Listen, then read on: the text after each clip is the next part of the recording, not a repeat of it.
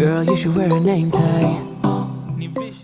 G'day friends, welcome to Tag Tuesday. Today's Tag Tuesday is actually a little different. I don't know if I've never done this before, but this is the first time I'm doing it on film. I've actually printed directly onto the tags. I mean, I didn't really print them on the tags. I formatted these and then I cut them out as tags.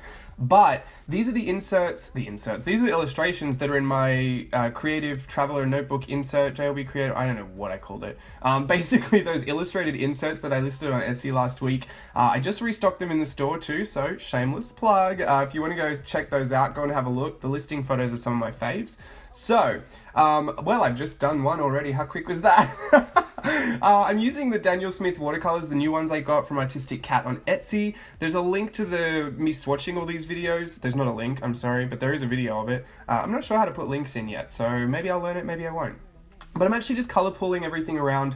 I've printed this, some of them I printed on craft cardstock, which is really, really nice, and I love craft. And I printed these other ones on this Strathmore watercolor paper in a paper pad that I got from Target. Now, I don't know what to say. It's not my favorite. You get what you pay for, I guess. I just assumed that because Strathmore was attached to the name that, I'd seen it in Michael's. I was like, it's reputable, I guess. It's, it's with all the other nice papers.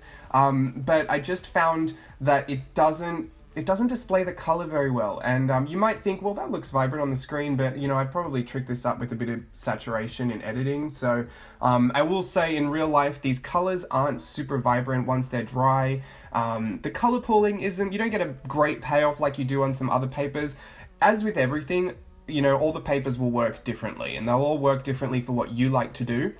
But for me, and all this color pooling and granulation, just found that this paper looked kind of cheap when I was finished with it, and it kind of looked kind of cheap as I was working with it. It kind of pulls up like the fibers of the page. You can't get it super saturated. It's not heavy, like it's not a thick cardstock. It's kind of like a hybrid sketch paper, water paper. So not my favorite. I'm not going to endorse the Strathmore watercolor series from Target, unfortunately. But I am going to use what I have, and it's not the worst. It's not the end of the world. I think you should always use what you've got anyway, and find a better way to use it for yourself. I'm not going to throw it out, but it won't be for nice finished pieces, which I could have assumed because you never get that lucky and find anything that cheap that works that amazing, do you? I don't know. If you do, sound off in the comments below and let me know what a super cheap supply you found that is absolutely incredible. I've used some Payne's Blue Grey for this afro. I love, love, love, love Copic marker in light walnut for my darker skin tones, and I know that not every dark skin tone looks like this and is not this color, and this is a hue of a dark skin tone. You can't get a super dark skin tone with the light walnut, and you also can't get a light tan with the light walnut. It's very, it is what it is, but the light walnut I've always just found worked. It's got a really beautiful, I want to say warm to neutral base. Like, it works well with any kind of color you want to put on top of it. So if you're looking for a great dark medium skin tone for your drawings, then the light walnut in Copic marker is what I use. I'm not telling you to go get it, but if you want it, that's what it is. I'm letting you in on all my secrets today. Not really. I don't really have many more secrets left, which is how I lie about telling you that I do have secrets. I am so bad at keeping secrets. I'm honestly surprised that I don't let on half of the stuff that I'm actually working on, that I try to keep to myself. I just get so excited and I want to show everyone. I want everyone to see it. Like, I don't want to have to wait for a month, or you know what I mean? So anyway, I'll say one more thing. I've got some really fun things planned for Halloween, and that's all I'll say. I won't say anything else. I'm using the Mermaid Markers here on the craft tag. Obviously, different things are going to work differently on, the substrate you're working on. I find that the craft tag actually held some of that vibrancy when I was working with the Mermaid Markers. And I had that Pentel watercolor silver thing. You saw me squeeze out on the tube. You can see it in the top right-hand corner. That's what I got from Japan, one of those liquid watercolors, but it's silver. And it actually gives this really nice, kind of shimmer to it. And because it's water-based, it still works with everything else. It's not going to create, a film that you won't be able to work on top of. And the glitter's not going to really move around. It's pretty solid once it's on there. So mixing that with other watercolors kind of just gives it this, silvery shimmer, which I liked.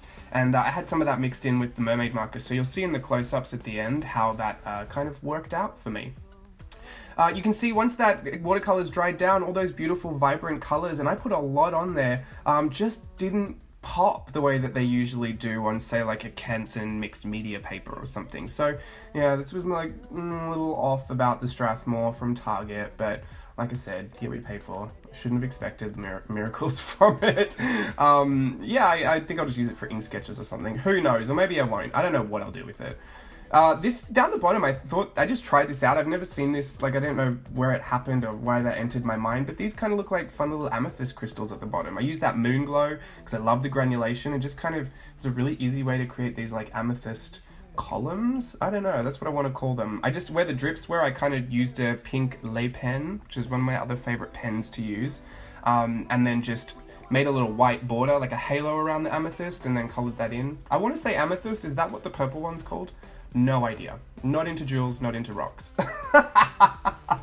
I should be though, considering I've started painting with them. I just swatched all the Daniel Smith watercolors. I mean, there's a video to come, but I was already obsessed, and now I'm kind of like praying that I don't go bankrupt from trying to buy all the ones that I was impressed by. Copic markers are great. Let me just say one disclaimer when you're working with Copic markers. On papers that are very absorbent, watercolor papers, mixed media cardstock, stuff like that, they will eat up your ink. And you need to get that stuff wet so that you don't have those lines. That's kind of the miracle of alcohol markers, is that they're not streaky, but they will really eat through your markers. So if you're worried about the longevity of your markers, please don't do what I do. For me, I've had those Copic markers since I was, I want to say 17. So what's that now? 9 months? No, but I've had them for a long time, so, and some of them are approaching the end of their life, so I don't mind using them on this mixed media stuff. But yeah, just a note, don't do that if you want them to last longer, because they will eat up your ink. And obviously you can re-ink them, but I own the Copic Chows, and I don't know if you can really re-ink those. I think you can re-ink the sketch markers, but the Chows are kind of like the cheaper, they're not the cheaper version, they're still the same price, they just get half of what's in the sketch marker, I believe. Someone let me know if that's wrong. I'm just out here parading false information to everybody.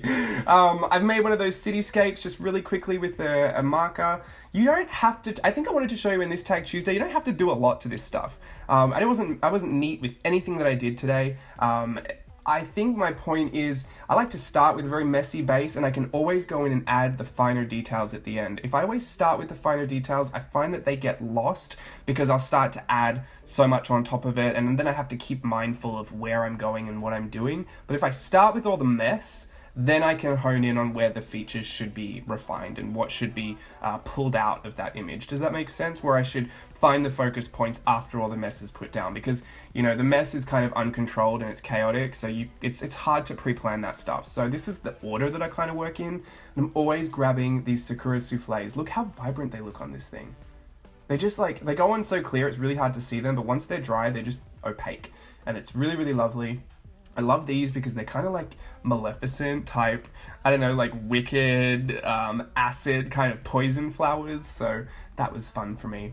And I think I wanted to show you as well, like these tags, a lot of these, I mean, I'll say they're finished, but I've put lines across a lot of them. I'm using them as journaling kind of inserts, so like if I want to just grab one and write some stuff down and then tip it into a journal, that's kind of what I do with the tags at the moment. I used to frame some, I used to, collect some and put them in a drawer, because that was a good thing to do with them. But a lot of people ask, what do you end up doing with these tags once you're finished? I could do a multitude of things with them. Sometimes I will cut out what's on them and use that in a different spread. And I think it's because working on a tag, something that's so small and usually like pretty disposable, I'm just going to say that, I can throw away a tag easier than I can pull out a page of my journal and try and make it look all nice, and like I never did that, I never made that mistake.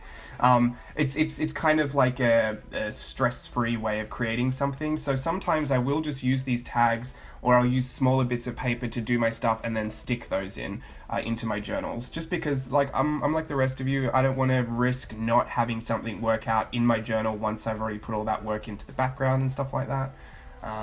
Yeah, does that make sense? They're pretty stress-free, I find.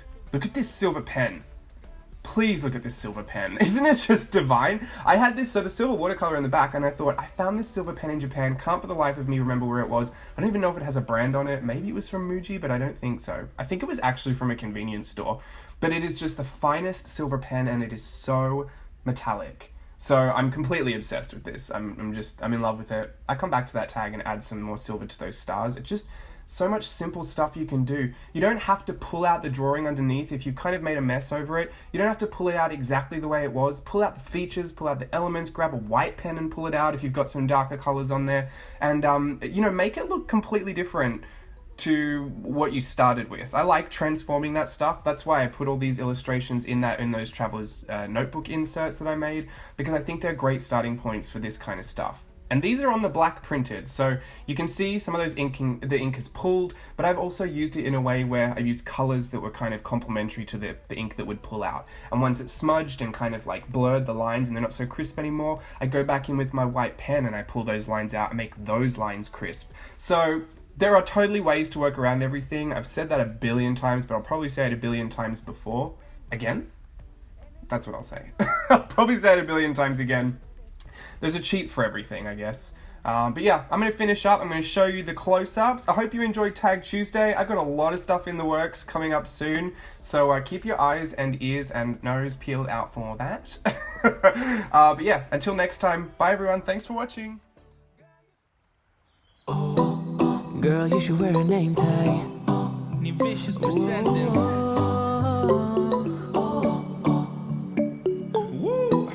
Girl, you should wear a name tag. Yeah, yeah, yeah. Whoa. Let's go. Summer's gone, I'm latching on. Don't even know your name, but you're still in my head. Underneath rays of gold, your body oh so close. No, I can't forget, no. Forget what? When I saw you on the dance floor, oh, I saw you who saw me first. I guess it's history now and I shouldn't care, but it still hurts. I didn't realize the danger, cause you're the end of the rainbow. And the music was so loud, didn't catch your name over this crowd. Girl, you should wear a name tag, cause all I wanna do is to know your name. Girl, you should wear a name tag, that's the only way that I get your name. Girl, you should wear a name tag, it's too important, should be your name. People go insane when you walk by. Girl, you should wear a name